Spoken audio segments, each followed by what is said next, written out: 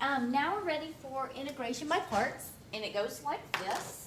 This is a method of integration that is good to use when you have the two functions being multiplied, the product of two functions that you're trying to integrate. So, it is developed off of the product rule for derivatives. So if you remember, when you're taking the derivative of the product of two functions, it's first times derivative of the second plus second times the derivative of the first that you learned back in Calc 1. So I'm just going to develop the integration by parts rule off of this. So what we do is, if you were to come up here and let's say, okay, let's integrate both sides of this equation. The integral of this derivative is just going to be the integram, fg. So this is equal to the integral of fg prime plus the integral of g f prime, like that. So what we can do is we can rearrange these terms and say, I'm going to subtract this guy over here and say fg minus the integral of g f prime is equal to the integral of f g prime. Now, why does this help us? Right now, it is not completely obvious why that helps us, but in a minute, you're going to see why this is helpful. I'm going to let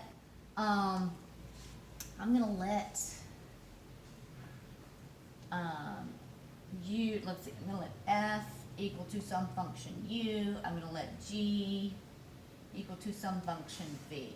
All right. So if I do that, then f prime is du. And g prime is dv. And so this is more commonly how this is written.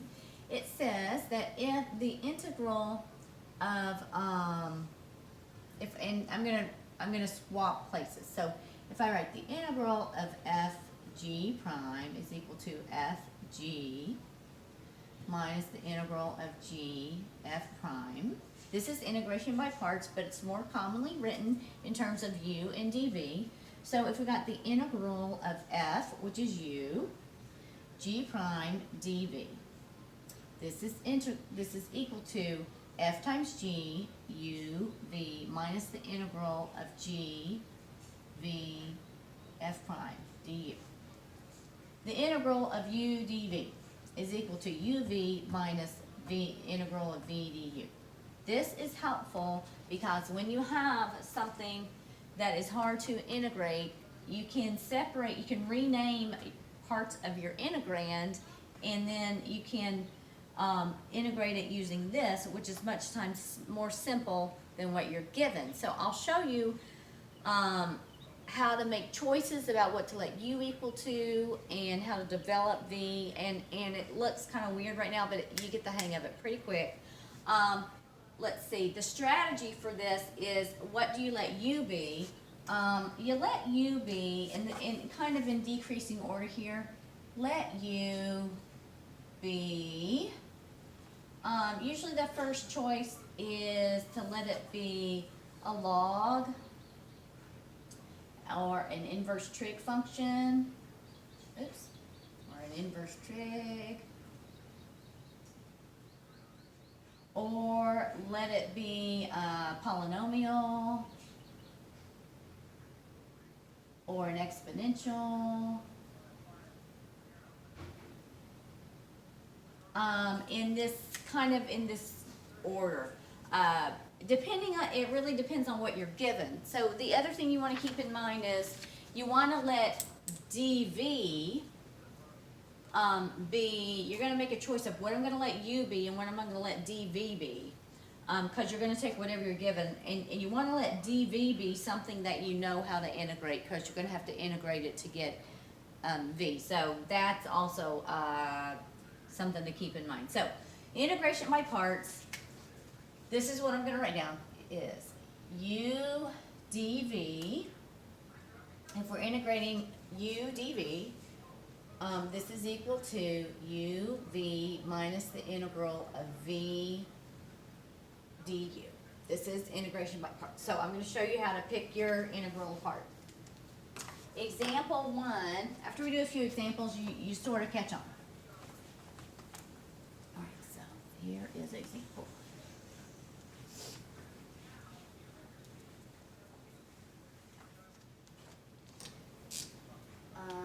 Let's say, what do we have to integrate?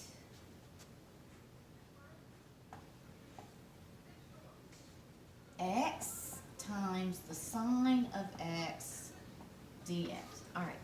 So the problem with this right here is we couldn't use just plain old u substitution because if you let u be the sine of x, then du is equal to cosine of x, and I don't have a cosine of x sitting up here. I could let u be x, but that would give me the same exact problem. I would rewrite it in terms of u, and I would have u sine of u, and it's exactly the same thing. So that doesn't help either. We have to learn something new to help us out. So I'm going to view this as integration by parts. So I will make a choice. Well, let me let u equal to something, and let me let dv equal to something. So here, I'm going to say, what should I let u equal to, and what should I let dv equal to? So let's let u equal to something, and dv equal to something. Okay, so I'm going to choose to let u equal to x, and I'm going to let dv equal to the sine of x dx. Now, again, there's sometimes there's guesswork. You're like, oh, let me try this. That didn't work. Let me go try something else. I mean, sometimes that happens, but let's go with this. This is pretty nice because when I take the derivative of u, it's gone. It's just dx. So that's going to help. So what you do is you choose u to be something and dv to be something, and you have to account for everything up here. Okay, so whatever you choose dv to be, you put the dx right there. All right, so I could have said u equals to sine of x and dv is equal to x dx, and that would have accounted for everything. But I'm going to choose to split it up this way. So du is, then you take the derivative, and du is equal to, maybe I'll try it with the green, du is equal to just the derivative of x, which is dx. Okay. But then how do I find out v? Because see, I'm going to need v. I need all of those guys to write this. So v is going to, I have to integrate to find this. So whatever you choose for dv, make it something you know how to integrate. So the integral of sine is negative cosine x is what I get right there. Okay, that's good. Now I'm going to use this. U dv is equal to, the integral of u dv is equal to uv, all right? So this right here, okay, is equal to uv x times negative cosine of x minus the integral of v du of negative cosine x dx. All right, so what did I just do? I took this function that was a product of two functions, and I said, let me split it up. I'm going to call one part of this integral u and the other part dv. And so I chose to make x ux and dv sine x dx. Then from there, I just take the derivative of him. I take the integral of him to figure out what du and v are. Then I use this formula. The integral of u dv is equal to uv x times negative cosine of x minus, by formula, minus the integral of v, this, negative cosine of x du. All right, now I just deal with this. Negative times negative cosine of x is negative x cosine of x. I'm going to pull this negative out here. Minus times minus is a plus. The integral of cosine of x dx. Okay, so negative x cosine of x. Take the integral of cosine, which is just sine, plus sine x, plus a constant. So that is the answer right there. That's the first example for integration by parts. Let's do another one. Number 2 goes like this. Example 2. What if we have to integrate the natural log of x dx? All right. This is u dv is what I'm going to split this guy up into. So I'm going to let u equal to the natural log of x because I know how to take his derivative. I don't know how to take his integral, or else I wouldn't be doing this right now. We just say, oh, here's the integral. So I'm going to let u be natural log of x and dv be dx. Okay. Integrate to get v. So v is going to be x. take the derivative to get du. So du is going to be 1 over x. Integrate by parts. This is integral of u dv. So this is equal to uv. So in this case, u is x, natural log of x, and v is x. So uv is x, natural log of x, minus the integral of v du. X times 1 over x. Oops, I left off my dx right there. Sorry. I shouldn't have done that. Du, you always tack on that dx right there. Okay. So, now we just have this. Let's do it. This is x, natural log of x. X over x is just a 1 dx. So, when I integrate a 1, I get an x plus a constant. So, that's the answer to number 2. All right, number 3. This one gets a little interesting. Example 3 gives us the integral of t squared e to the t dt. All right, what should we let u be? What should we let v be? E is funny. When you take the derivative of e to the t, it's e to the t. When you integrate e to the t, it's e to the t. It doesn't change. It doesn't kind of go down. When you take the derivative of a power, t squared is going to be t. So I'm going to choose to let u be t squared this time. Okay. So let u, this will be my choice, let u equal to t squared. Okay. Then I'm going to let dv equal to e to the t dt. That's my choice right there. Okay. So then du is equal to 2t dt. And v, when I integrate, is e to the t. All right. By parts, this integrand, t squared e to the t dt, is equal to uv, t squared e to the t minus the integral of v, e to the t du, 2t dt. All right. Well, now I'm going to integrate this guy. I'm going to pull the 2 out here. Minus 2. So this is really t e to the t.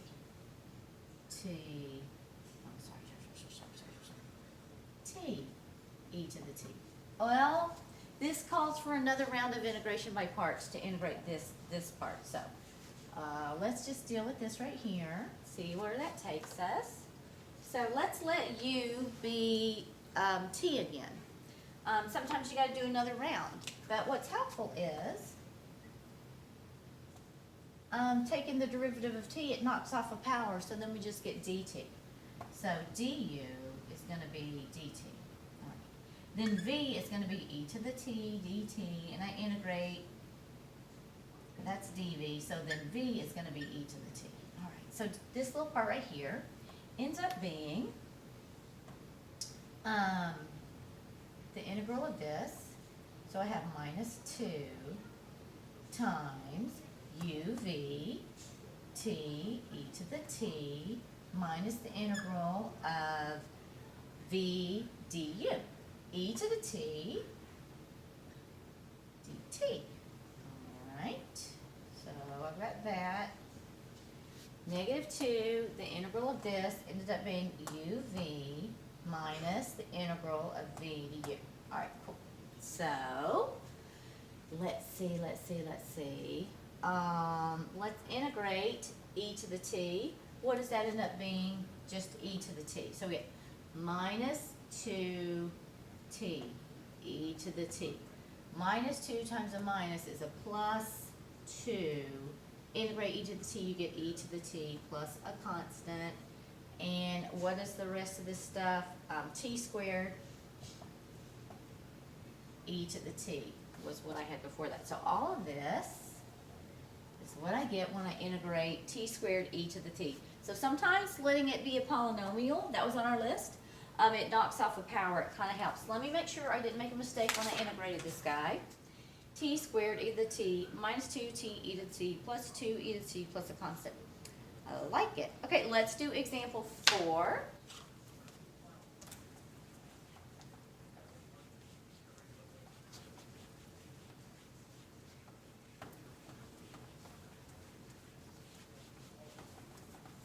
you go. Okay. By the way, we have entered into the part of calculus where we are really needing to learn a lot of different methods of integration. So that's what this particular section is called, methods of integration.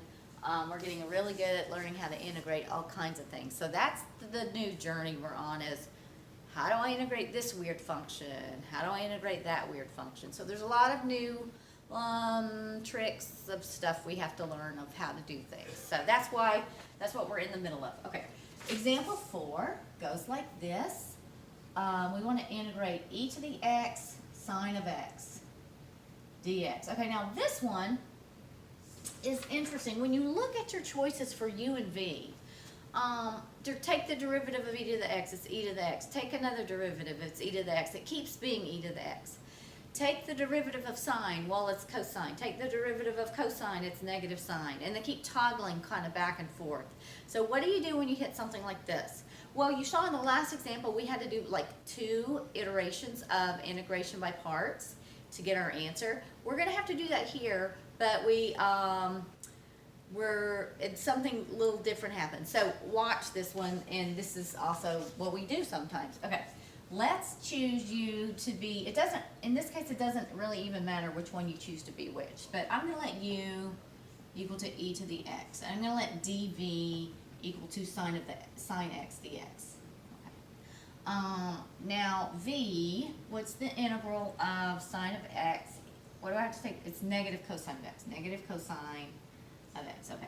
du is e to the x. So this right here, integral of e to the x sine x dx is equal to uv, e to the x times negative cosine of x, so negative e to the x cosine of x, minus the integral of v, cosine of x, so it's negative cosine, so I'll make that positive, v du times e to the x dx. Okay, so now, I have this, which kind of almost looks like that. So let's do another iteration and see what happens. I'm going to since I let u be e to the x the first time, I'm going to continue with that. I don't want to switch it up at this point. So let's let u equal to e to the x again. dv is equal to the cosine of x. All right, so v, let's integrate. The integral of cosine of x is sine x. Du is e to the x dx. I left off my dx there. Okay, ready? So now, let us integrate. So, bringing this down, I'll just look at this. This integral right here is turning into uv, e to the x sine of x minus the integral of v sine of x du, e to the x dx. That's this part. Okay, let me include everything I had before that, which was minus e to the x cosine of x, okay? And this is all equal to e to the x sine x dx. Okay, how does this help me? Well, this is how it helps me.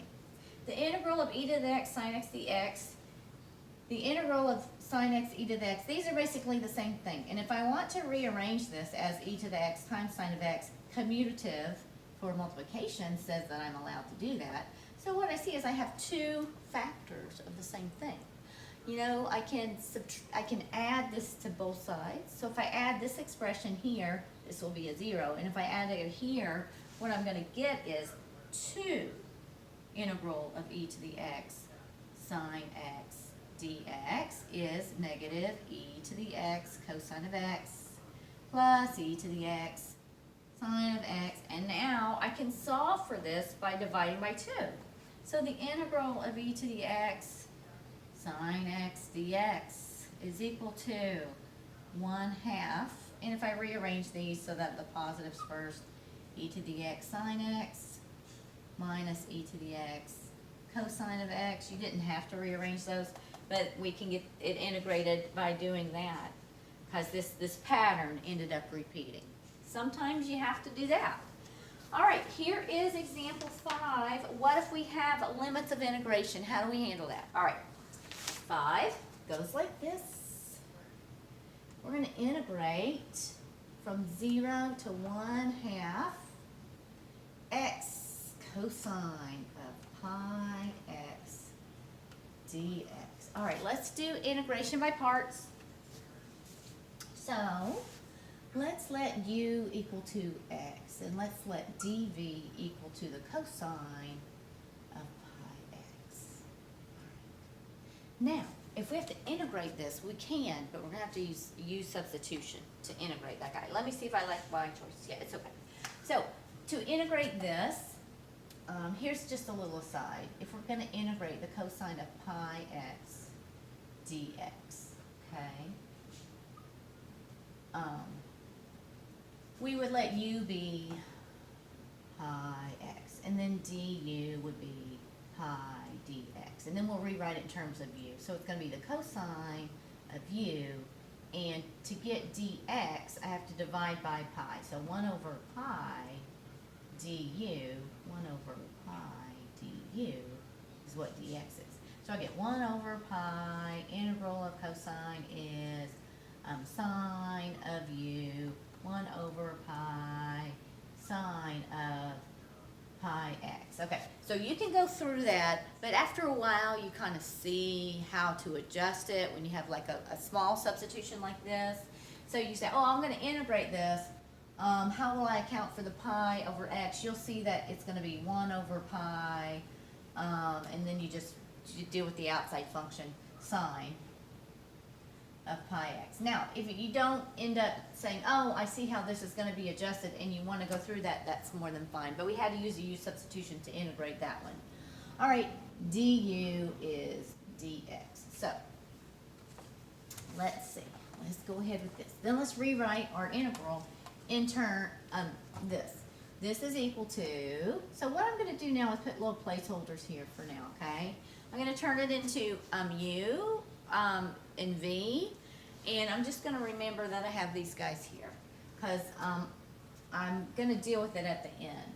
So the integral, I'm saying, let me just put a little arrow. This is equal to uv x times 1 over pi sine of pi x minus the integral of v, 1 over pi sine of pi x du, which is dx. Okay, so I just remember that I've got limits of integration to deal with, and I'm going to, at the end, I'll deal with it. So over here I have x over pi sine of pi x minus 1 over pi. I have to integrate this. Okay, I'm going to do the same thing I did here. The integral of sine is, what do I have to, actually, this negative, the integral of negative sine is cosine, because if you take the derivative of cosine, it's negative sine. So what I get here when I integrate this without the 1 over pi would be cosine. So really, it's going to be a plus. I already have this 1 over pi, but when I integrate, I have to do the same sort of adjustment. I end up times another 1 over pi cosine of pi x. And if that was too fast, then integrate this using substitution, and you'll see what you get. You'll get the 1 over pi will come out. All right, so this is what I have, but we had limits of integration. So now that I've done all the integrating, I'm going to evaluate it, 0 at the limits that I was given. So I tack those on at the end after I've done all this little intermediate steps. So I have x over pi. Let's see, that's 1/2 over pi. So that's 1/2 over pi times the sine of 1/2 times pi is pi over 2, plus 1 over pi squared times the cosine of pi over 2. Okay, this is the first one, minus 0 over pi is 0 times, this is a big 0, plus 1 over pi squared, the cosine of pi times 0 is 0. All right, let's see what we get here. The cosine of pi over 2 is 0 times anything. This is a big 0. That's what that is. The sine of pi over 2 is 1. So this is a 1 times 1/2 pi, and 1/2 pi is the same thing as, if you want to do a keep change split, 1/2 times 1/pi, it's really 1/2 pi. That's what we get from this stuff right here. And this is minus 1/pi squared. Because this is 0, this is a 1 times that. So this is our answer for that guy. Let me make sure I'm happy with that. 1/2 pi minus 1/pi squared. Like it. Okay, let's do number 6, and then we'll be done with integration by parts. Number 6 goes like this.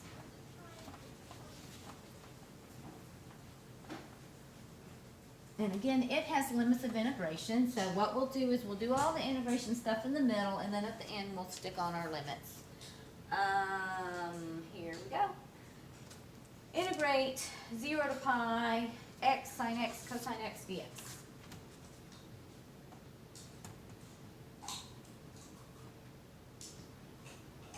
All right, this is kind of, three things are being multiplied. So this is something else we're going to have to learn how to do, which is use an identity that you learned way back in trig.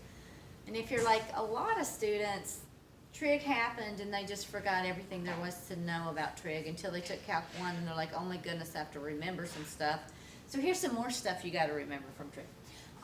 The sine x times cosine x. This is difficult to deal with.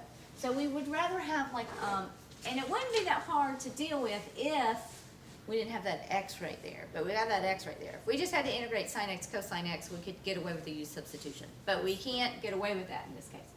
So what we need to do is rewrite that into something. So here is an identity, and I know when you first learned identities, you were like, why is this happening? And so now you can kind of know why it happened. We're going to finally use this. This sine of 2x is equal to 2 sine x cosine x. Hopefully you saw that at some point in your math life. And so now we want to use this identity. How can we solve for sine x cosine x as we can divide by 2? So we can say, oh, this is 1/2 the sine of 2x is equal to sine x cosine x. This is handy. Let's rewrite the given integral. So this becomes 0 to pi times x, and instead of sine x cosine x, I'm going to write 1/2 times 1/2 the sine of 2x dx. Why does this help? It helps a lot. Now we can use integration by parts, no problem. So it goes like this. Let's push this 1/2 on the outside. 0 to pi x sine of 2x dx. Integration by parts. U dv. Let's let u be x. Let's let dv be the sine of 2x. Okay. dx. Let's integrate. V. Okay. What is it? Who do you take the derivative of to get sine? It's negative cosine. It's going to be negative cosine of 2x. But as you saw in the last example, you adjust when it's a 2x by dividing by 2. So it's really negative 1/2 cosine of 2x is what that's going to be. You can check by taking the derivative. Okay, the derivative of this is negative 1/2 times negative sine of 2x, which would make it positive, times a 2, which would knock that out. And you can check by taking the derivative, we would get that back. Okay, du is dx. Integration by parts. We have the 1/2 times whatever's about to happen here. We remember we've got limits. Okay, so what's going to happen here is uv negative 1/2 x cosine of 2x uv minus the integral of v. So I'm going to say plus 1/2, adjusting for the double negative, v du. All right, now we just got to integrate this guy. Again, we can adjust for that 2x by dividing by the 2. That's what's going to happen.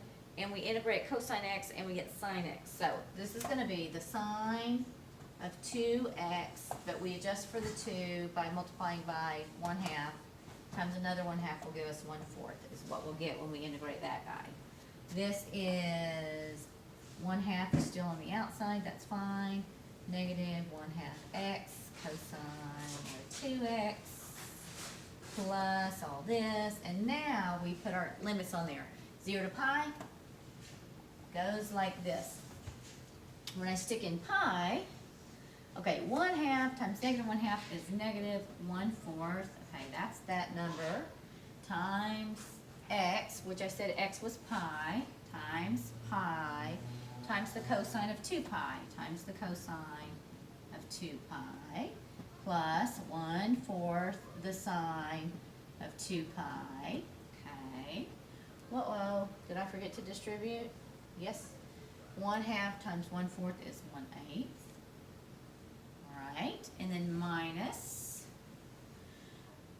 when I plug in 0 for everybody. Okay, let's look at this. When I put in 0, I have a 0 right here. That kills the whole term. So this is going to be a big 0. Okay. And then when I put a 0 here, sine of 0 is 0. That kills that whole term, plus 0. So all we have to really look at is this. Okay, the sine of 2 pi, that is 0. All I have left is this. Cosine of 2 pi is 1. I get a negative pi over 4. That's what the answer to that one is. So here is an introduction to integration by parts, and you'll find that we use it an awful lot. Okay.